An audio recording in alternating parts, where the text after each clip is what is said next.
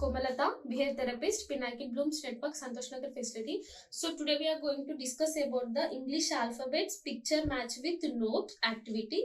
So here we have on this board we have alphabets from capital, alphabets from A to Z. So with this main thing that we can improve, we can make the kids to learn alphabets from A to Z, and also with this activity we can improve the kids eye contact level, name call response, and also we can make them to identify the colors and we can make them to learn the colors.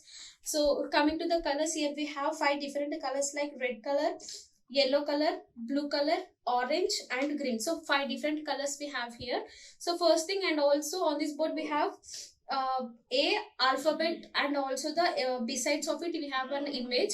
So picture like A for apple, B for bell, C for candle, D for deer, E for egg, F for fish, G for grapes, H for hammer. So once we make the kids to learn all the alphabets from A to Z, so then after we can make them to learn the pictures along with the alphabet. So first thing, coming to the eye contacts, we had to take one peg. We should place this peg in front of the kids eye contact level, and we should tell this alphabet name like A, B and C. So like this we can complete A to Z.